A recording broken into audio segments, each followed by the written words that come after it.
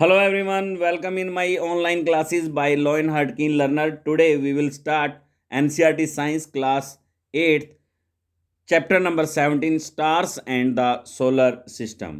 आज हम करेंगे इसके क्वेश्चन आंसर्स की reading means read and explain all the questions and answers one by one. But before that, please like, share and subscribe my video. So let it starts now. Choose the correct answer in questions. In questions में हम answers choose करेंगे correct options के साथ. Now question number 1. Which of the following is not A member of solar system. कौन इनमें से solar system का member नहीं है? जैसे an asteroid, a satellite, a constellation, a comet.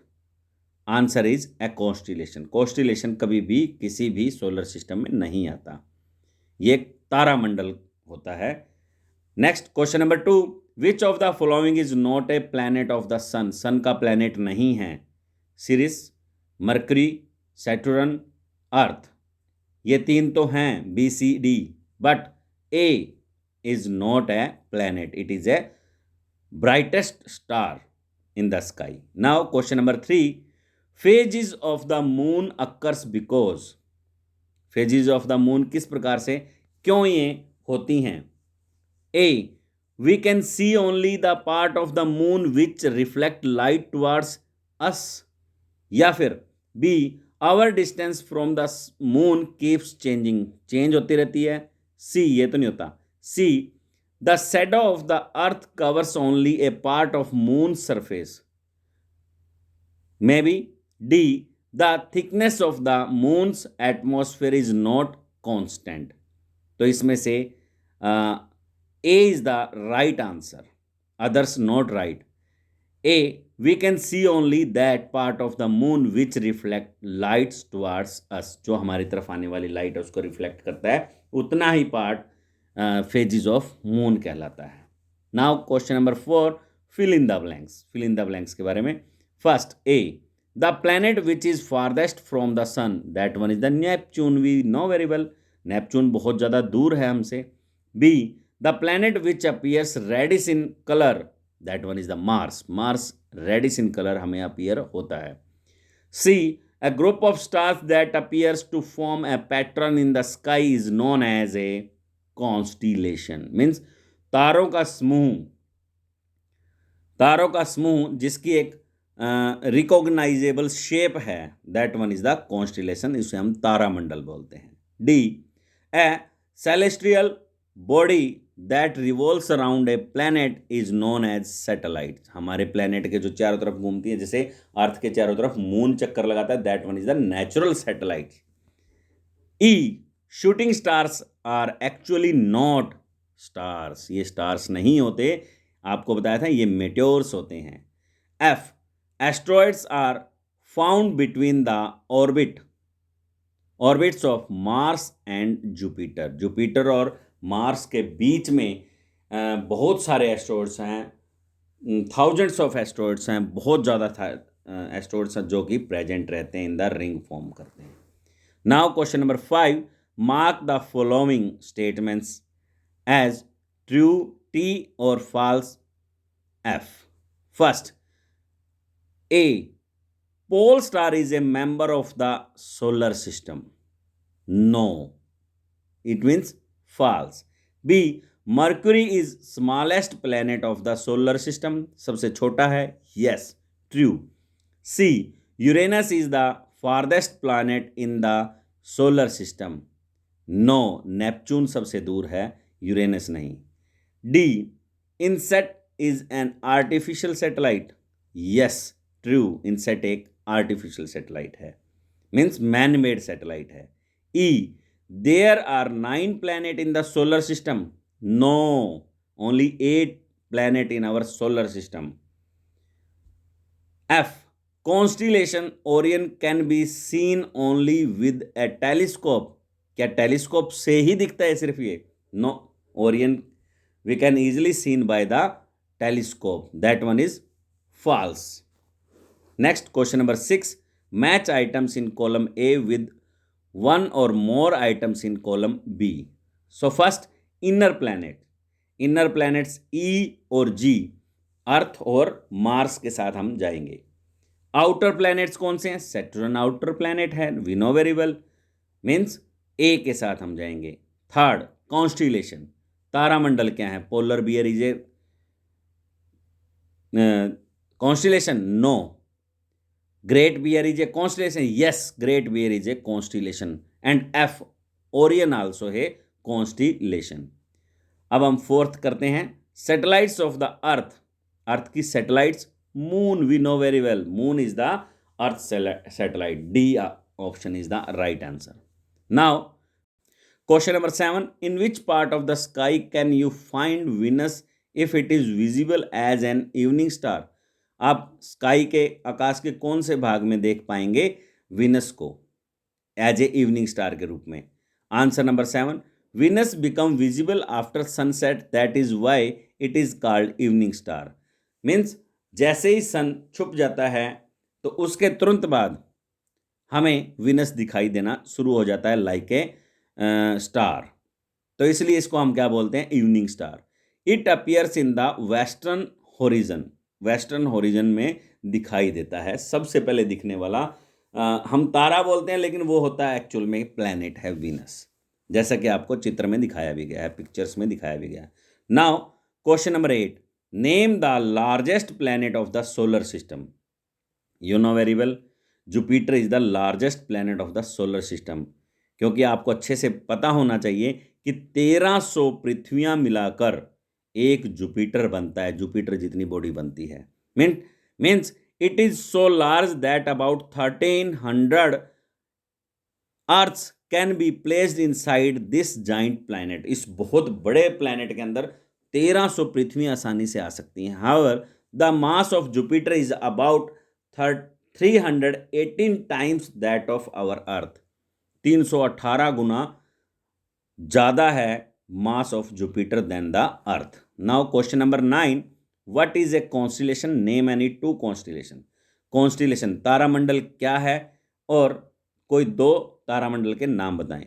Answer number 9, the stars forming a group that has recognisable shape is called a constellation. Means a group of stars which has recognisable shape is called constellation. तारामंडल कहलाता है. Example के तौर पे great bear, Orion, Cassiopeia and Leo major. These are the different types of constellations. Now question number 10, draw sketches to show the relative position of prominent stars in Ursa Major and Orion. Answer number 10. Answer number 10 में first में आपको दिखाया गया है Ursa Major. These it have 7 stars in his shape and the position of the 7 stars in front of you. Next, Orion, it have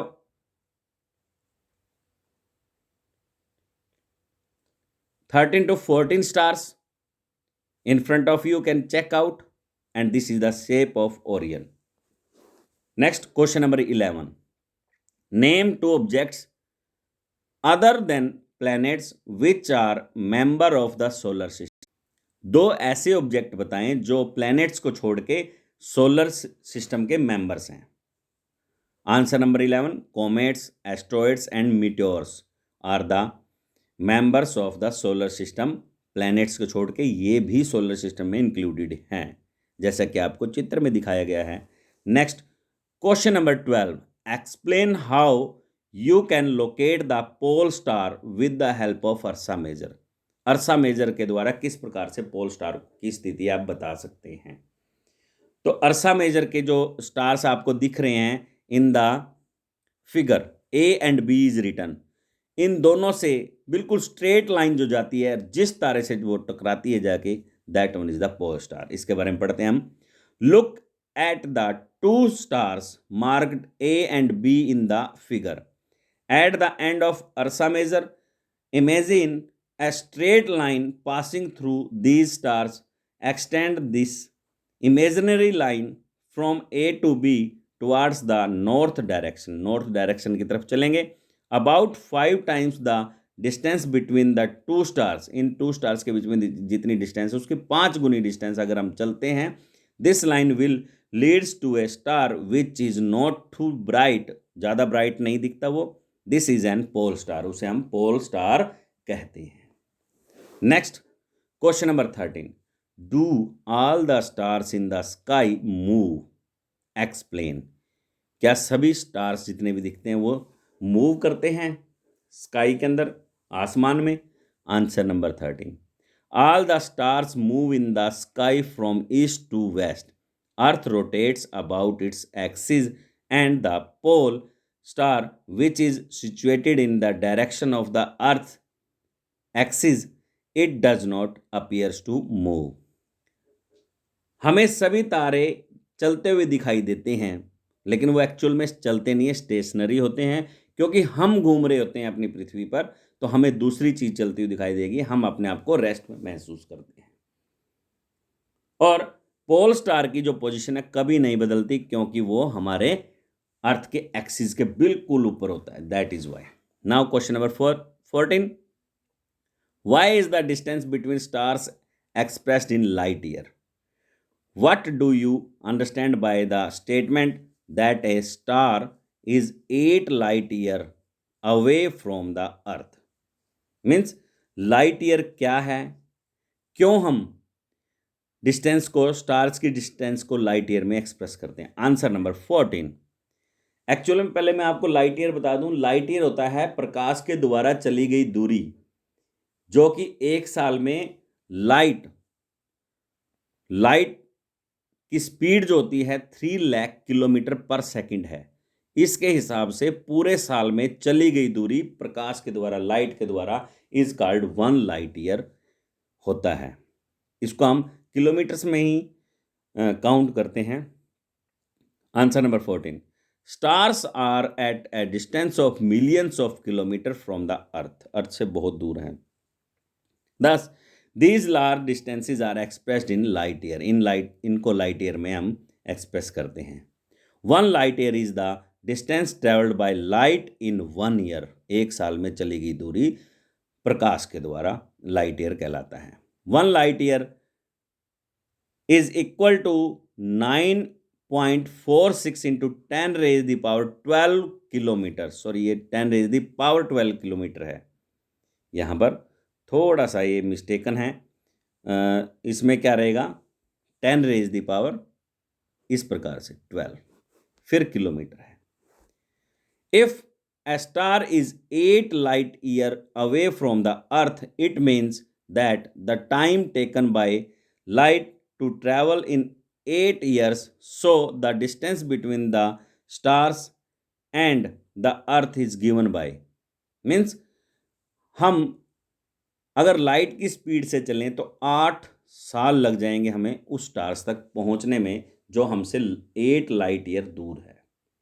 means लगभग 7.6 into 10 raise the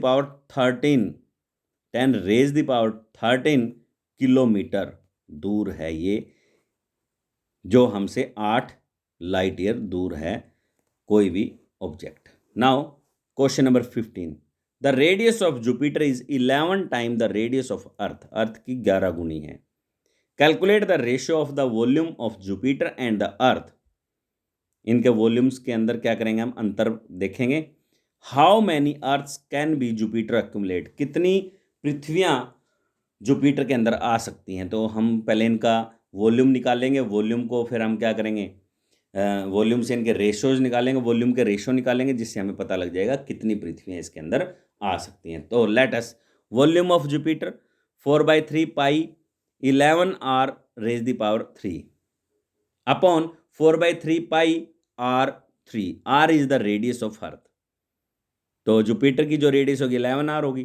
तो इस प्रकार से 4/3 बाई पाई 4/3 बाई पाई इन, नहीं sorry 4/3 पाई 4/3 पाई को हम cut out कर लेंगे, इसमें बचेगा हमारे पास 11 रेज द पावर 3 आर, और आर की पावर 3, आर की पावर 3 से आर की पावर 3 कट आउट हो जाएगी, तो 11 की पावर 3 बाय 1 की पावर 3 रह जाएगी, जिससे हम क्या है रेशो में अगर काउंट करें तो 1331:1 आता है, मीन्स 1331 पृथ्वियां मिलके एक जुपिटर के बराबर वॉल्यूम होता है। नाउ क्वेश्चन नंबर 16, बुजो made the following sketch figure 17.29 of the solar system.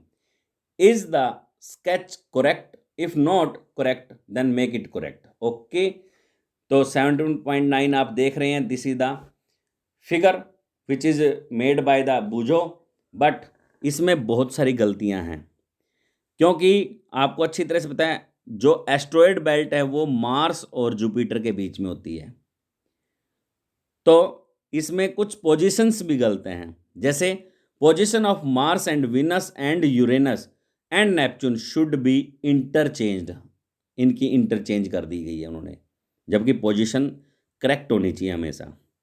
The correct position of the planet are as follows, इस प्रकार से है जो करेक्ट पोजीशन है, सन, मरकरी, विनस, अर्थ, फिर मार्स, फिर एस्ट्रॉयड बेल्ट, उसके बाद जुपिटर, फिर उसके बाद सैटर्न, फिर उसके बाद यूरेनस एंड लास्ट में आता है Neptune. This is the solar system. Now next, thanks for watching video, please like, share and subscribe my Lionheart keen learner classes. Please press bell icon for more updates, ताकि साथ बना रहे। Okay